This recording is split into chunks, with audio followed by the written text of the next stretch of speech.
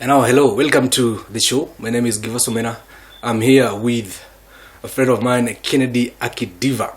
He's an exegete, political researcher, and a motivational speaker. And also, he's a founder or director of the 7th Blueprint company that deals with distribution of course, religious materials and Bibles.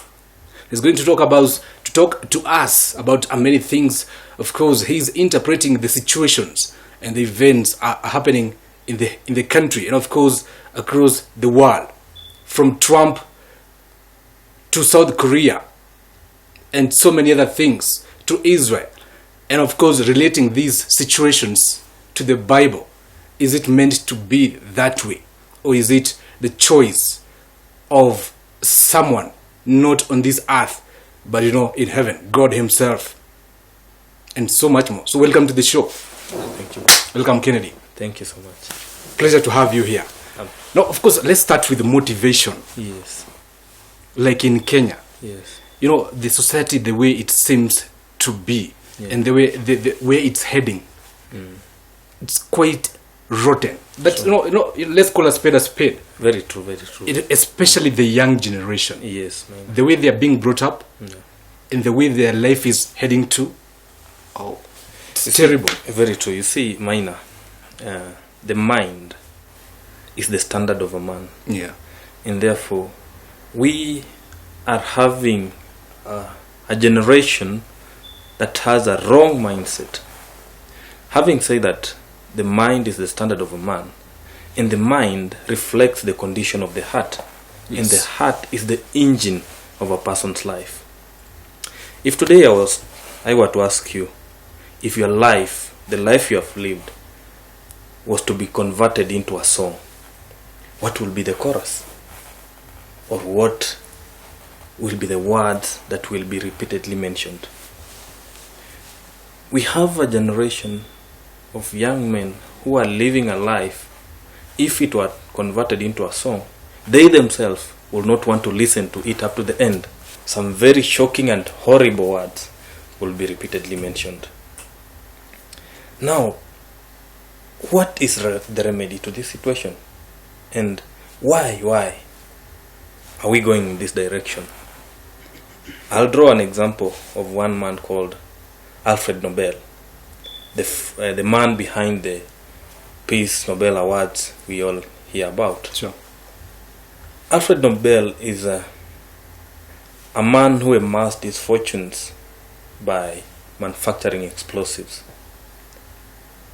But this is a man whose life changed after he read the lyrics of his life. Isaac Nobel, his brother, died. Then a newspaper ran a long obituary of Alfred Nobel. They thought it is him who had passed on. And when Isaac Nobel read this obituary, it was written of him that this is the man who made it easier to kill more people more quickly than any other person who ever lived. Mm-hmm. These words were horrifying to Alfred Nobel. And at this time, two things came into mind. In fact, if you read that obituary, the best title you can give it is "The Merchant of Death is Dead." And this shifted the heart of Isaac Nobel, because there are two things that he realized. One, this is how he will be remembered. Two, this is not how he would have wished to be remembered. Mm-hmm. That is how thereafter his heart changed and he decided to establish the Nobel Peace Awards. Yeah. When a person meditates upon the lyrics of the song of his life, the life that you have lived, this can motivate someone to rethink on how he's currently living his life. Now, what I can challenge the youth we have today and the kind of life they are living, because you realize that what they prioritize just fleshly desires. When you meet the youth in the matatus, in schools, this kind of stories they talk about, I'm sure every day you hear. Yesterday, I don't know, we drank like 3 mzingas. Yeah. That is the life And they're very young people. That's the life they cherish. Yeah. Let me tell you one thing, Maina.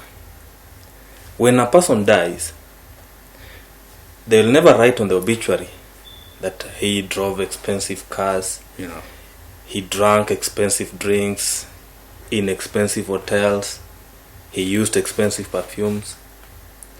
No one will give you praise. The moment that clicks in your mind, then you can realize this life I've been given is of more value, and it should not be just wasted in things that end up in vanity. Now, the question is, this is the mindset that they have running across.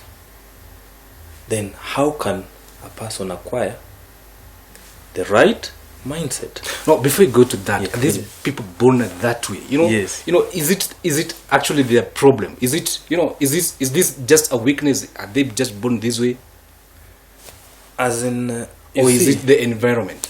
it's the environment, and there is something wrong that we have done as a society, because we have removed the moral fabric foundation that was laid for us. Like when I was coming in, this building is so big. Yeah, sure. For this building to be erected, there must be a blueprint. An architecture comes with a drawing, well illustrated plan, that when it's given to the builders or the contractors, they can erect this building. If you give the same plan or the same blueprint to other builders somewhere, they'll come up with the same structure. Sure. Therefore, there is something, and now that's what I'm calling the blueprint. Just like I've said, for a building or a house to be built well and to last, it must have a solid foundation. We must go back to the drawing board and look at the foundation we have laid for these young ones. Are the parents the major contributors? Yes, definitely. Why? The parents, there is a word that they nowadays so common. Have you ever heard of the word mtajisot? Yeah, sure. Mtajipanga. You have your kids in the house. Yeah. When they bring in an issue, instead of you as a parent listening to it, meditating upon it, and giving it a solution, you tell the child, where jisot. This a girl child, for example, you are telling where jisot. Maybe she wanted some few coins to buy something. Where jisot. When she goes the road, what is in the mind? Nafani Kujisort. Now, where? You know, the best way to solve a problem is to eliminate the source. Yeah. Now we must come back. As parents must check what is the foundation they have laid. You see, just as I've told you, if a house is not built on a solid foundation, it will not last. The same principle applies to man. If a man or a person does not have a well illustrated blueprint that will guide his life, is lost in the jungle where real values have no meaning. Real values can only have meaning when man steps on the path, the spiritual path. Now, the church, can we also blame the church in this situation? Because, you know, parents belong to the church. You know, the church is everywhere since the child is born. Yes. You know, is the church also failing the young person Like today? Like right now, we have more than 4,000 registered churches in Kenya. Sure. But I will tell you, with these 4,000 plus registered churches, we have less than 4,000 true worshippers. What does it mean? It's business. You see, the gospel or the word of God is not fashion that should be changed by season. It is a style that should be maintained. One thing I realized that to understand the truth about the Bible, you must take some steps away from the current interpretive tradition used by the religious people we have today. These people, many of them, they really don't know about the secrets of God. They really don't know about the mysteries of God. They really can't guide a person specifically and individually through the scriptures. This is a big problem. They are after being known. That is why you'll hear someone being called mighty. Who is mighty? God or man? You never know. People are becoming mighty too. Now, the only way we can correct this mess is the church to realize that they have gone astray. They have left the gospel of Jesus Christ. They are into the gospel of men. That is why you are being told, Panda Begu, do this, do that. The same gospel that Jesus preached should be the same gospel that should be preached today. So that is where the society. Are you saying that the church now should go back to where, to the times of Jesus? Where, you eat nothing, you survive. That I don't see that happening. The church today is not teaching people faith life. When you go back, even not long ago, maybe in the 18th centuries, the church fathers then, I'll draw out the likes of D.L. Moody. If today you can go and watch the preachings of D.L. Moody, they are so clear, so precise, and so straight to guide man into the kingdom of heaven. When you compare the preachings of D.L. Moody or Henry Ward and the preachings of today, two different things. Henry Ward says this generation that we are living in is yet to see what God can do with a man and through a man who is fully consecrated to him. You know why you're bringing about that issue of we go back to the times of Jesus where you eat nothing? Because you have no faith. I happened to be trained by missionaries from Korea, and they taught me faith life. When I was in theological school, some years back, we were sent for a penniless trip, whereby you learn faith. How? You stay without money? You go without money. Can you travel from here to Nairobi or to Ethiopia without money? Of course, no. Of course, they are saying no. But I have traveled. I only went with my Bible. I was given one secret: preach the gospel and God will work. In fact, I didn't even borrow anybody. I just started by preaching the gospel.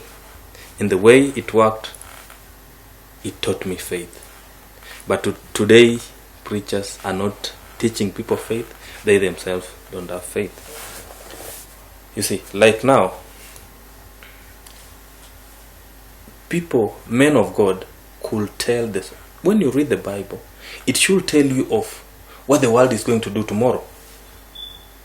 But today, we have men who call themselves men of God, who cannot even tell you the direction you should take. They cannot even guide a country, the leadership of the country.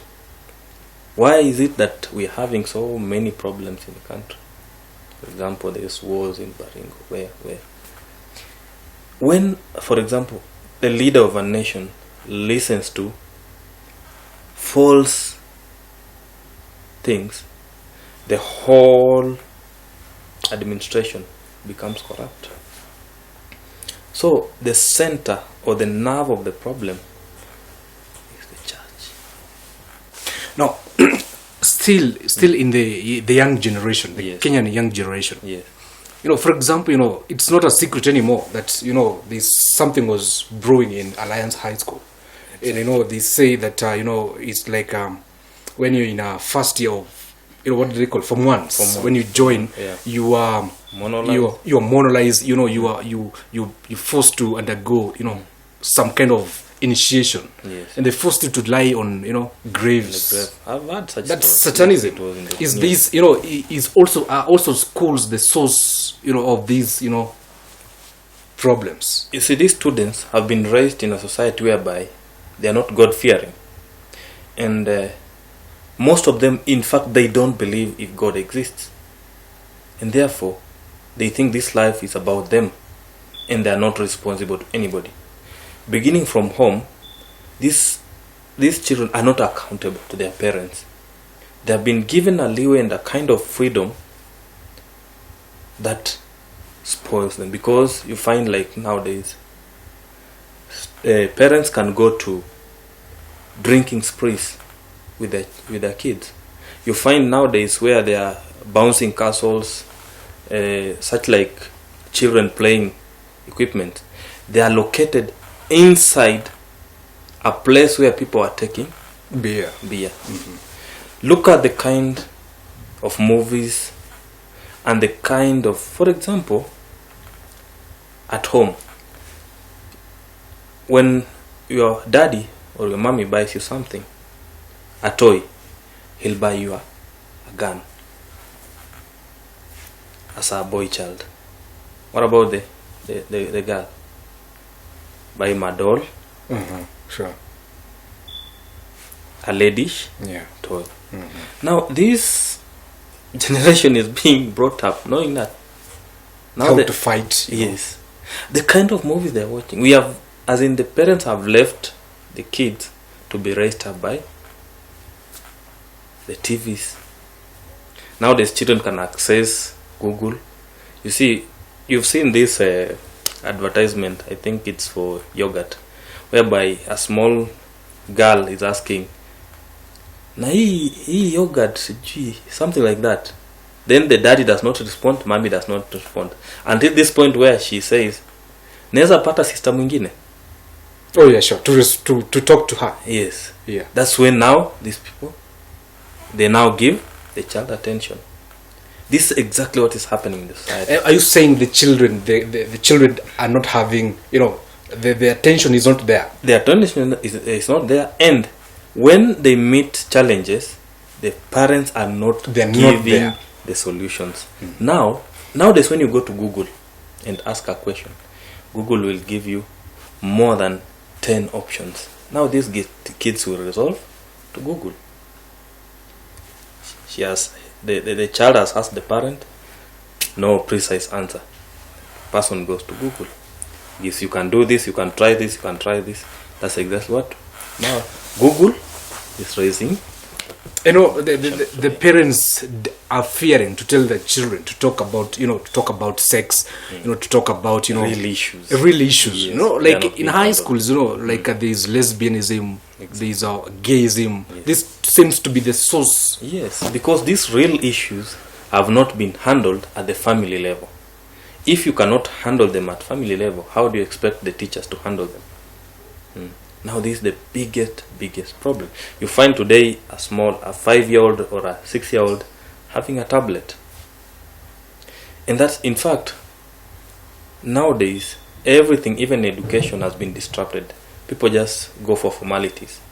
But everything is disrupted. Even scripture reading is disrupted. You have Bibles, in the online, the digital. In fact, I've started an initiative to raise awareness, because with digital study, everything is disrupted. When, for example, you are using this gadget, the moment you read one thing, a message pops in. Of course, you leave what you are doing to check the message. After checking, you respond. Then that's not study. The same with Bible. Bible needs the concentration it deserves. You can only internalize. When reading the Bible, the last, like as an exegete, the last thing in exegesis is meditating upon the biblical author's intention. And this one, you do it in relation to what other authors have said somewhere. Now, as you muse over the interrelationship of these prophetic voices, implications start to emerge, and you start to realize the truth as it was conceived by the author. This is something that you need to do in quietness, at a place where there's no distraction. How can you do that while using digital gadgets? It's not possible. But that's where we are going. We're going. That's the world of the media. The media has taken over. The social media, Facebook, Yes. Twitter, Instagram, and it's not going to go back. It comes with those challenges. It's not going to go back. It is us to go back. Yes. As much as you want, I'm not saying that we should eliminate totally. For example, like me, how do I do my study? I'll go online. I'll check what I want. I'll print out. I'll do a printout. Because I know the moment I start reading that thing online, I will not even understand why. A message will pop in, an advertisement will pop in, something will pop in, and like an exegete, you need maximum concentration. Sure. So today, the preachers of today cannot deliver a precise message simply because they are relying on the internet. They just do the copy pasting, something whatever. But somebody does not give the scriptures. Yeah. The concentration. Let's finalize on motivation. The youth of Kenya, for example, they're so hopeless to an extent. Sometimes you find them, they'll join Al-Shabaab. To be frank, they'll be introduced to drugs. They're taking drugs. There is a situation of hopelessness. Hopelessness. True. They're doing all crazy stuff. Yes. For example, now we're heading to general elections. Yes. And you're never sure that the same youth, because they're hopeless, they'll be used to cause chaos. What's the remedy of all this? I have learned 2 lessons in life. That there are no sufficient answers, either psychological, literal, or historical, to our human tragedy. They are only moral and spiritual ones. And 2, just like despair comes to a person through another person, hope can come to a person through another. This despair, this current situation that we are facing of hopelessness, is being brought by the same human beings. Somebody somewhere is doing what? Is the master planner is being used. But how can hope be redeemed? We need another person who will bring hope. Therefore, like the church, there are 2 things I can say. We should learn to listen when we are being addressed. We should also learn to respond when it is required of us. But one thing that we should know, truth is available only to those who have the courage to challenge what they have been taught. How many times do we challenge our preachers? Because sometimes they tell us things that you just see it's wrong, but because you consider, you just take. Have the courage to challenge and let it be based on the Bible. Amazing. Yes. Amazing. Now let's take another break, a short break. Yes. And then when we come back, let's talk about politics and church. Politics and church. Yes. So many things happening, situations, Yes. Events are unfolding every day. Every day, war in Baringo, now war in Laikipia. And this is Kenya. The other day we were peaceful. Yeah. It's just a matter of few years. In 2007 we were fighting. True. But now look at where we are going to. Just a few months, three months to elections. A few or so. Some like 130 days. When we come back, my name is GIVERSON, and with me is Kennedy Akidiva. We're going to talk politics and church. He's a political researcher too. Right after the break.